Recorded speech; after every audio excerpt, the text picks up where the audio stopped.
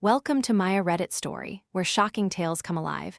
Imagine your perfect Christmas crumbling in one glance as my sister struts in, my husband's unique gift dangling from her neck like a noose on our marriage. I always thought Christmas was the one day nothing could go wrong. I'd spent weeks making sure of it. The garland was perfect, the cookies were stacked in neat, sugary towers, and the house glowed with the kind of warmth you only see in movies. Mark, my husband, had outdone himself this year. 2 nights before, he'd handed me a velvet box, his eyes shining with that old, familiar mischief. Inside was a necklace, gold, delicate, with a single sapphire teardrop. "One of a kind," he'd whispered, fastening it around my neck. "For my only one." I wore it like armor as I opened the door to my family, letting the cold December air swirl in with their laughter and gifts. My parents, my uncle, my cousins, everyone tumbled in, arms full, cheeks red from the cold. I was so busy playing hostess, I almost missed the last arrival. Leela, my little sister, always late, always dramatic. She swept in wearing a red cashmere dress, her hair perfectly curled, her lips painted a shade too bold for a family gathering. She hugged me, her perfume clinging to my skin, and that's when I saw it. The necklace. My necklace. The same gold chain, the same sapphire, the same everything. For a second, I thought I was seeing double. But no, there it was, glinting at her throat, catching the light as she laughed and spun around to greet everyone. My heart dropped, heavy and cold. The jingle bells on the door chimed, but all I heard was the sound of something breaking inside me. No one else noticed. My mother was fussing over the roast, my father was already pouring wine, and Mark was suddenly very interested in arranging the logs in the fireplace. Leela's laughter rang out, bright and sharp, as she leaned in to kiss Mark on the cheek. I felt invisible, like a ghost at my own party. What would you do? Would you call her out right there in front of everyone? Or would you keep quiet, let the betrayal simmer, and wait for the right moment to strike? 10 seconds in and hooked. Comment if you'd confront or plot. Mine gets explosive. I chose silence for now.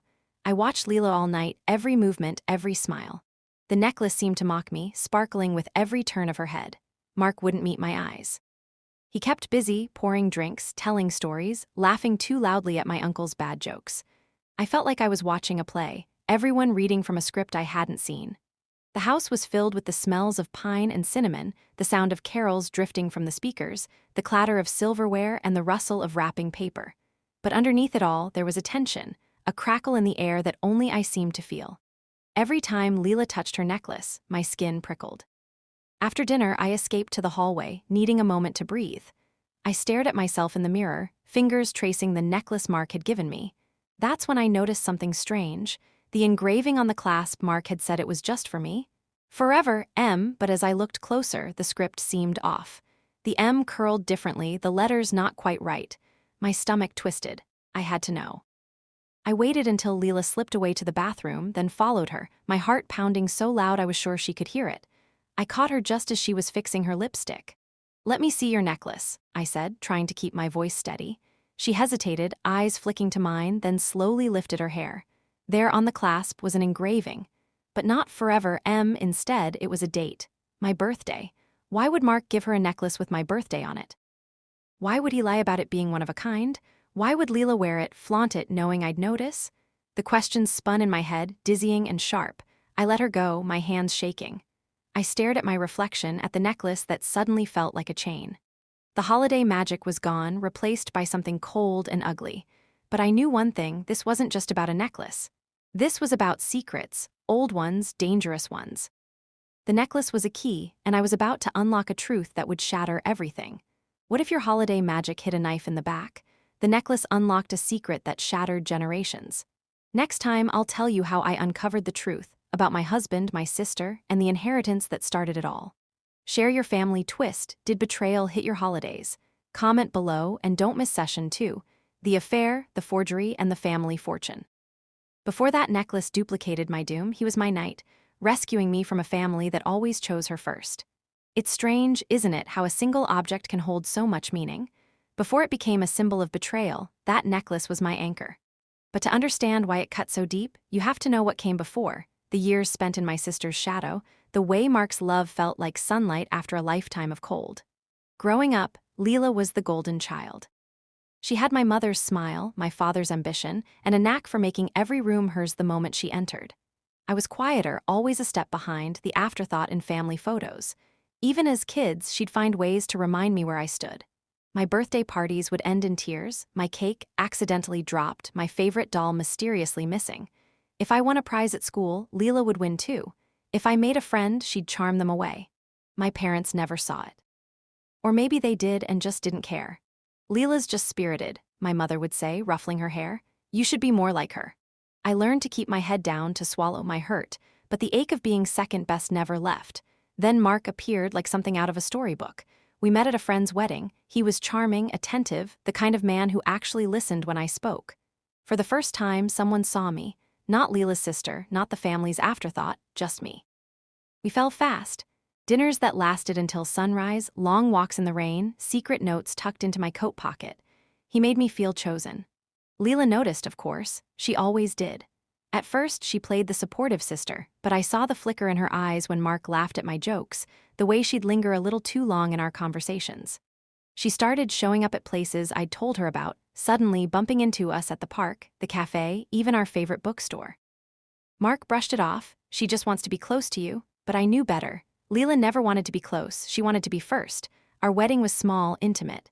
Leela was my maid of honor, her smile dazzling, her toast just a little too personal. May you always share everything, she'd said, raising her glass. The words stung, but I let them go. I was happy. I was finally happy. For our first anniversary, Mark gave me the necklace. He'd saved for months, he said, wanting something as unique as our love. One of a kind for my only one. He fastened it around my neck, his hands warm, his eyes soft. I wore it every day, a reminder that I was chosen, that I mattered. But the gold that once warmed my skin now chilled my soul. Because now every memory is tainted. Every flash of Leela's smile, every echo of my mother's praise, every time Mark whispered, "Only you," it all feels like a lie. I keep replaying the moments I missed, the signs I ignored, the way Leela would watch us, her eyes calculating, the way Mark would flinch when I mentioned her name. The time I found them laughing together in the kitchen, their heads too close, their voices dropping when I entered. And then there's the secret I've never told anyone. The adoption papers I found hidden in my parents' attic years ago. My name, not Leela S. A date that didn't match my birth certificate. I confronted my mother, but she brushed it off. You're ours, that's all that matters. But I saw the fear in her eyes, the way she locked the box away afterward. I never told Leela. I never told Mark. But sometimes I wonder if Leela knew all along. If her need to be first was about more than just attention, if it was about erasing me, making sure I never belonged.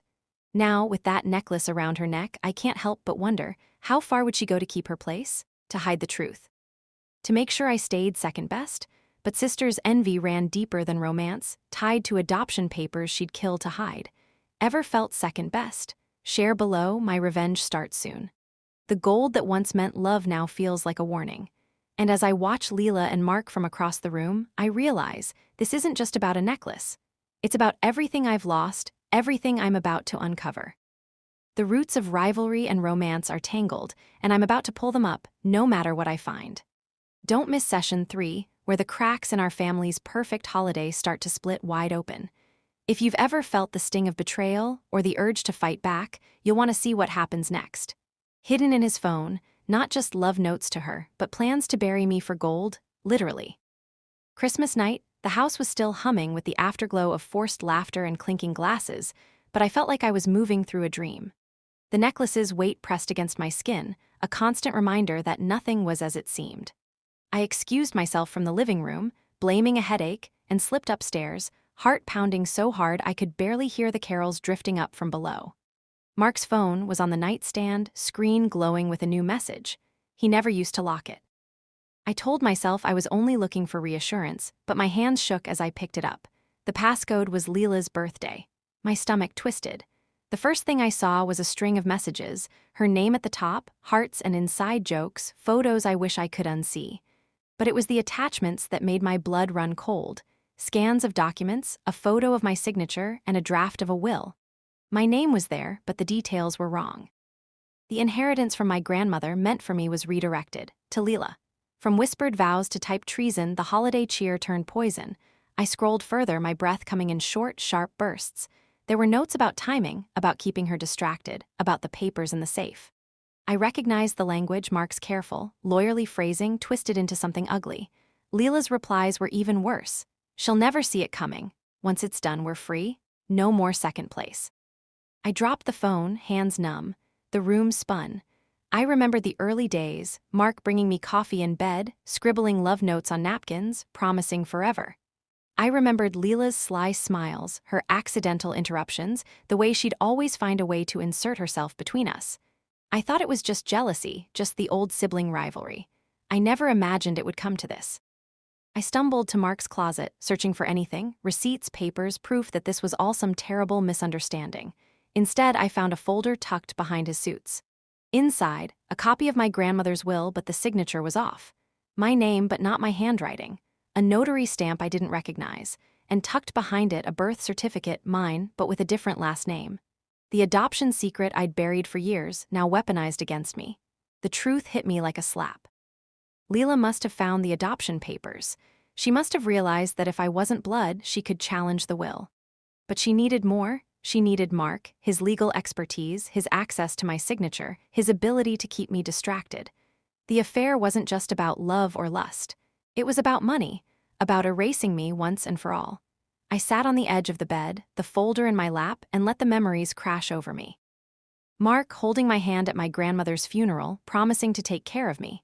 Leela crying crocodile tears, already calculating what she could take. The way they'd both looked at me tonight, Mark guilty and distant, Leela triumphant and smug. Reddit sleuths guess the twist, comments fuel my fire. I wanted to scream, to tear the house apart, to confront them both in front of the whole family. But I didn't. Not yet. I needed more. I needed to know exactly how deep this went, how long they'd been planning, how far they were willing to go. I needed to be sure. I crept back downstairs, the folder hidden under my sweater, and watched them from the doorway. Mark was pouring Leela a drink, their heads closed together, their laughter too intimate. My mother was fussing over dessert, oblivious. My father was dozing in his chair, the fire crackling softly. The perfect family Christmas on the surface. But underneath, everything was rot.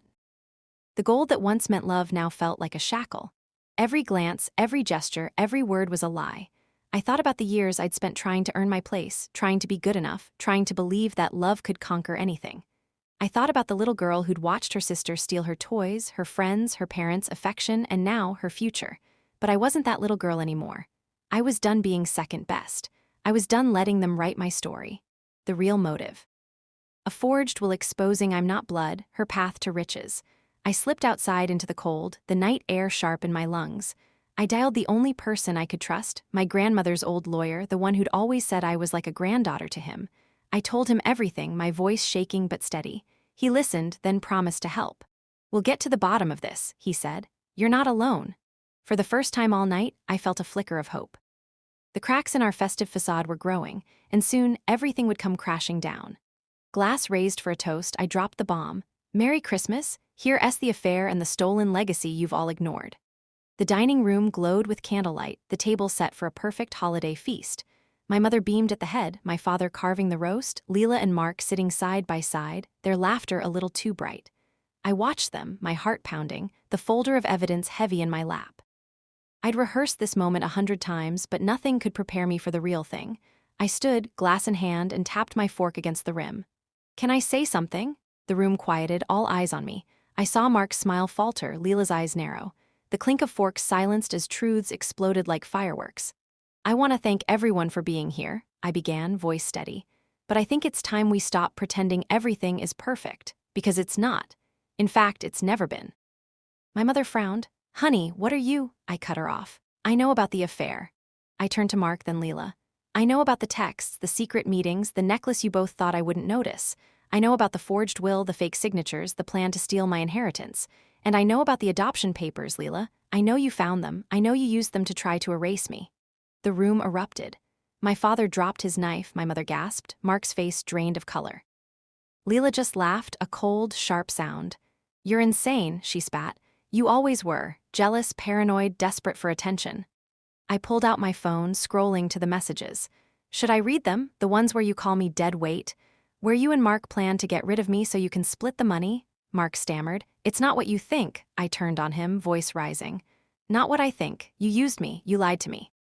You let her," I pointed at Leela, who was now smirking, "manipulate you into betraying everything we built." My mother's hands shook. "Leela, tell me this isn't true." Leela rolled her eyes. "Oh, please, she was never real family anyway. You all knew it. I just made it official." The words hit like a slap. I saw my father's face crumple, my mother's tears spill over. The rest of the family sat frozen, forks halfway to their mouths, eyes wide with shock. I pressed play on a voice memo, Mark and Leela whispering about the will, about making sure she never finds out. The room filled with their voices, their guilt echoing off the walls. Mark lunged for the phone. "Turn it off, you're humiliating us." I stepped back, holding the phone high. "You did that yourselves. And just so you know, this isn't just for us. I'm live streaming this to the family group chat. Everyone gets to see the truth." Leela's face twisted in rage. "You're pathetic. You think this will change anything? You're still nothing, you always will be." I met her gaze, steady and cold. "Maybe, but at least I'm not a liar or a thief." The family exploded, shouting, crying, accusations flying across the table. My mother sobbed, my father demanded answers, cousins whispered in shock. Mark tried to explain, but every word dug him deeper. Leela screamed at me, at everyone, her mask finally slipping. I let them fight. I let the chaos swirl around me. For the first time, I felt free, but my comeback, turning their plot into police reports, stay for justice. I pulled out the folder, laying it on the table. "Here's the evidence. The forged will, the fake signatures, the texts, the adoption papers. I've already sent copies to the lawyer. And the police." Mark's face went white. Leela lunged for the folder, but my father blocked her. "Enough," he said, voice shaking. "You've done enough." The room fell silent, the only sound my mother's quiet sobs. I looked around at the wreckage, my family, broken but finally honest. "Who'd you side with?" Theorize below, fallout's wild. I walked out, the cold night air biting my cheeks, the necklace still around my neck. For the first time, it felt like mine again. They shattered my world, I rebuilt it unbreakable, watching theirs crumble from the ashes. The days after Christmas felt like waking from a fever dream. The house was quiet, stripped of tinsel and illusion. I packed Mark's things into boxes, each shirt and tie a memory I refused to mourn. Leela's number was blocked, her name erased from every contact list, every photo frame. The silence was heavy, but it was honest. For the first time, I could breathe. The fallout was swift and public. The evidence I'd gathered, texts, forged documents, voice memos, became the backbone of a police investigation. Mark was arrested for fraud and forgery, his career in ruins. Leela tried to run, but the law caught up with her. The inheritance she'd schemed for was frozen, her reputation in tatters. My parents, devastated, finally saw the truth. The golden child's shine was nothing but fool's gold.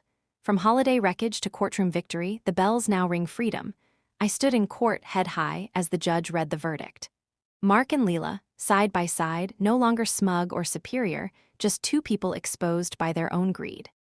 The will was restored, my grandmother's wishes honored. The adoption secret, once a weapon, became a shield. I was chosen not by blood, but by love and resilience. But the real victory wasn't legal. It was personal. I found my true allies, my grandmother's lawyer, who became a mentor, my cousins, who reached out with support, friends who reminded me of my worth. I started therapy, rebuilt my confidence, and learned to trust my instincts again. The pain didn't vanish overnight, but it became the foundation for something stronger. I want to speak directly to you now. If you've ever been betrayed, if you've ever felt like the outsider in your own story, know this: you are not defined by the people who hurt you. You are not the sum of their lies. You are the author of your own comeback. The necklace, once a symbol of love and loss, became my final act of closure. I took it to a jeweler, watched as the gold and sapphire melted in the crucible's fire. I designed a new piece, a ring, bold and simple, engraved with a single word: unbreakable. The family jewel that nearly destroyed me became my crown. What became of the family jewel? Melted into my crown. I wear it every day, a reminder that I survived, that I thrived, that I turned betrayal into power. Leela lost everything: her freedom, her reputation, her claim to a legacy she never earned. Mark faded into obscurity, a cautionary tale whispered in legal circles. My parents, humbled, began the slow work of rebuilding trust with me on my terms. From the ashes of a ruined Christmas, I built a new life. I traveled, started a business, surrounded myself with people who saw my value. The holidays are different now, smaller, quieter, but filled with real laughter, real love. The bells that once told doom now ring with freedom. Betrayed and risen? Subscribe, share your wins, let's empower each other. If you've made it this far, thank you for listening to my story. I hope it reminds you that even the deepest wounds can heal, that justice is possible, and that you are stronger than you know. Share your own stories of rising from betrayal in the comments. Let's build a community where no one has to face the darkness alone. This is MayaRedditStorie, signing off with one last thought. Sometimes, The family you lose is the best gift you'll ever get. And sometimes, the crown you forge from broken pieces is the one you were meant to wear all along.